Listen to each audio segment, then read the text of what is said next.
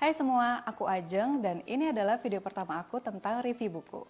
Di tangan aku sekarang sudah ada buku Time of Your Life karya Randa Kim. Randa Kim adalah profesor di Seoul National University, Korea Selatan. Buku ini sendiri sebenarnya merupakan buku terbitan lama, yaitu 2010. Nah, yang ada di tangan aku sekarang adalah buku cetakan ke-8 terbitan 2019. Meski ini adalah buku yang terbit cukup lama, tapi menurut aku, isi dari buku ini masih sangat relevan dengan kehidupan kita saat ini. Oke, di dalam video ini aku mau bahas beberapa hal menarik yang aku dapat dari buku Time of Your Life karya Randa Kim.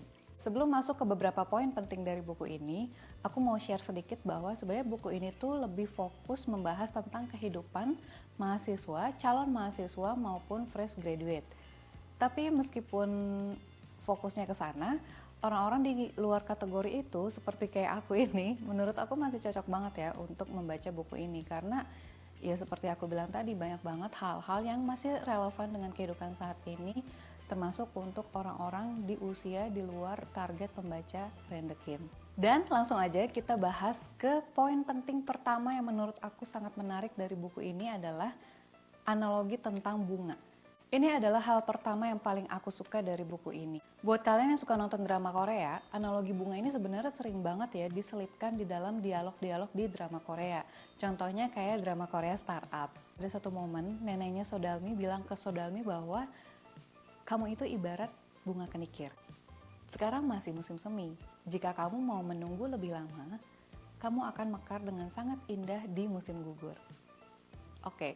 Sampai di sini kalian udah mulai nangkap belum apa maksud dari analogi bunga itu? Apa yang dikatakan neneknya Sodalmi sebenarnya sama ya dengan apa yang ditekankan oleh Randa Kim dalam buku Time of Your Life. Ada satu kutipan yang menurut aku keren banget sih di dalam buku ini.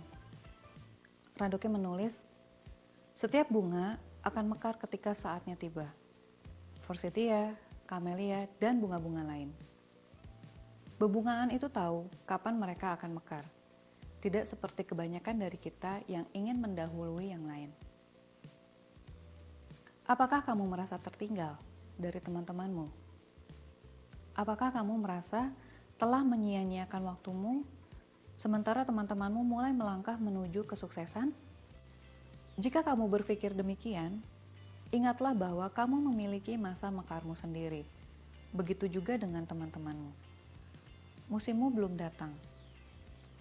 Tetapi ia pasti akan datang ketika kuncupmu terbuka. Mungkin kuncup itu mekar lebih lama dari yang lain. Tetapi ketika sampai pada waktunya, kamu akan mekar dengan begitu indah dan menawan, seperti bebungaan lain yang telah mekar sebelum dirimu. Jadi, angkatlah kepalamu dan bersiaplah menyambut musimmu.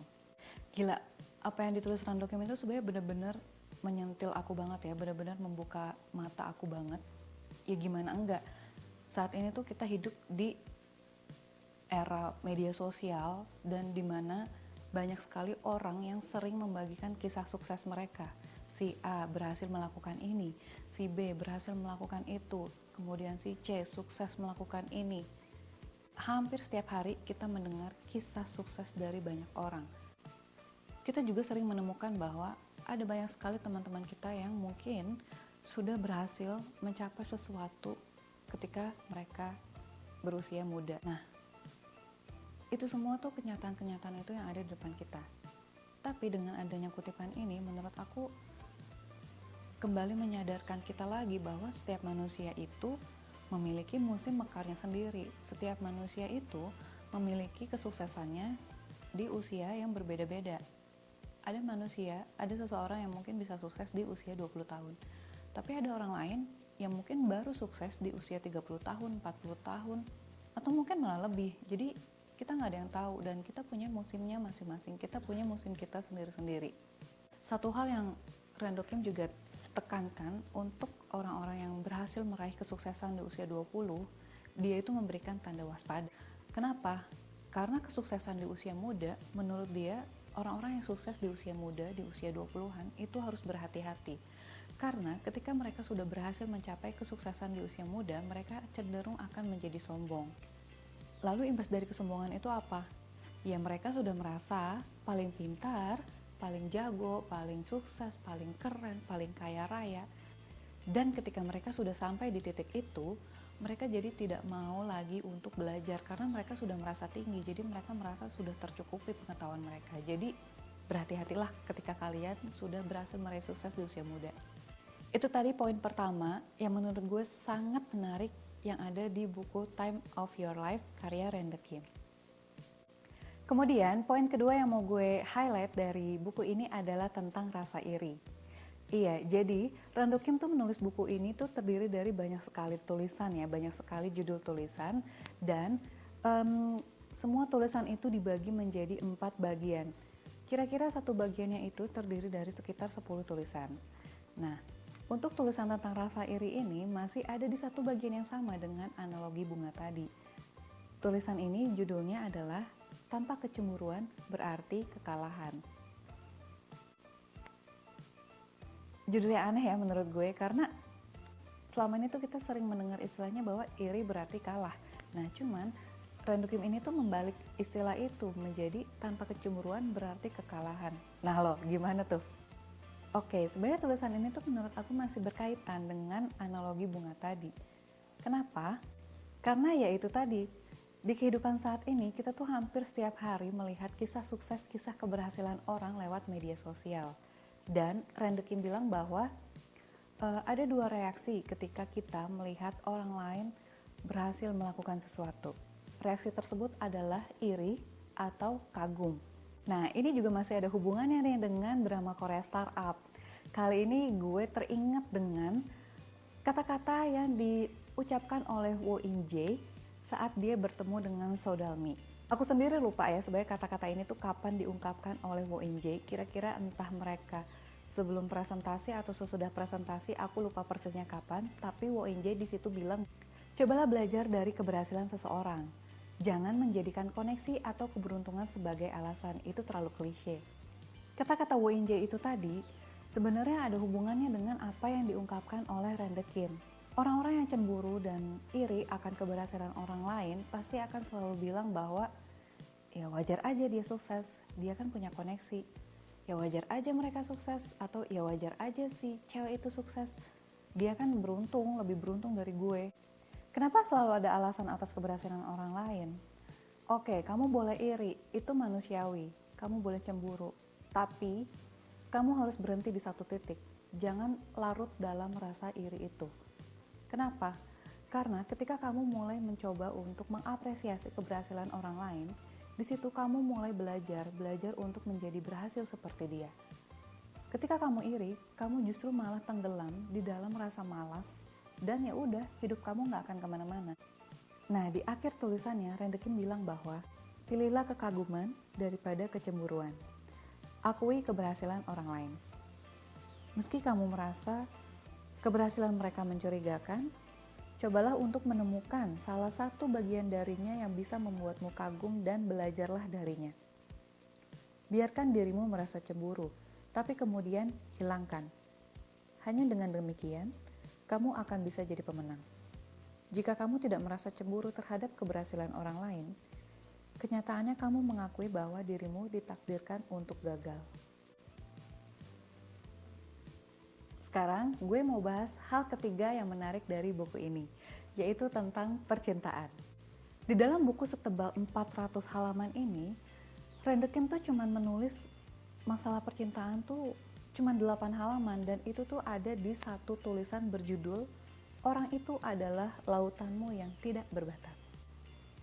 Karena hal ini cuma dibahas singkat banget sama Randa Kim, jadi menurut gue kayak nggak sah aja kalau gue nggak share soal itu di sini. Jadi di tulisan ini Randa Kim menceritakan tentang istilah manajemen kolam ikan. Ini sebenarnya ungkapan untuk orang-orang yang punya banyak kekasih dalam satu waktu. Manajemen kolam ikan, ya mereka adalah manajer yang suka memelihara banyak ikan, manajer yang suka memelihara atau suka berkencan dengan banyak perempuan atau laki-laki. Jadi itu yang dibahas sama Randa Kim.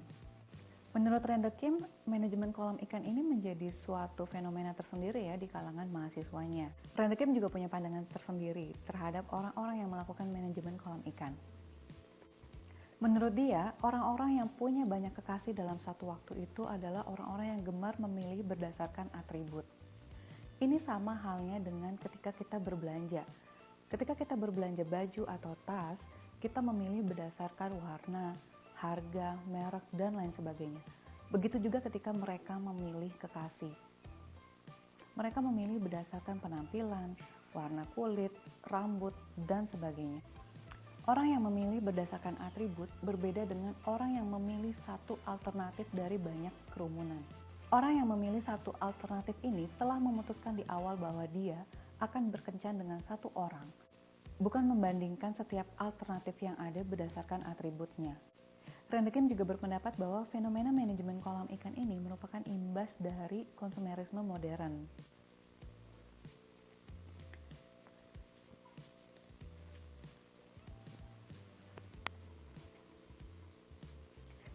Dan ironisnya lagi adalah orang-orang yang melakukan seleksi berdasarkan atribut pada akhirnya seleksi mereka tidak berbuah manis. Kenapa? Karena ketika mereka melakukan seleksi berdasarkan atribut, ya mereka akan terus-menerus melakukan seleksi sampai mereka mendapatkan kriteria yang sempurna. Padahal kenyataannya nggak ada manusia yang sempurna di dunia ini kan. Jadi kenapa nggak dibalik aja sih kondisinya? Kamu menjadi yang terbaik untuk satu orang. Nah, untuk orang-orang yang gemar melakukan manajemen kolam ikan, Rendekem sendiri punya pesan khusus. Dia bilang di akhir tulisannya, bukalah segera kolam itu dan biarkan ikan-ikanmu pergi. Jangan biarkan salah satu dari mereka mendekati kolammu lagi. Pikirkan tentang seseorang yang bisa kamu cintai dengan seluruh hatimu secara jujur. Satu orang itu akan menjadi sebuah lautan tak berbatas untukmu. Oke teman-teman, jadi itu tadi review gue tentang buku Time of Your Life karya Rendekim. Sebenarnya banyak banget ya poin menarik yang ada di buku ini, banyak banget kutipan-kutipan tuh yang jelek banget ke hati. Jadi gue sangat merekomendasikan buku ini untuk kalian. Dan terima kasih banyak untuk kalian yang sudah menonton video ini. Ini adalah video perdana gue tentang review buku. Semoga kalian suka. Dan kalau kalian punya pendapat atau pengen ngobrol atau apapun, kalian boleh share di kolom komentar. Lalu kalian boleh banget subscribe channel ini. Terima kasih sudah menonton video ini.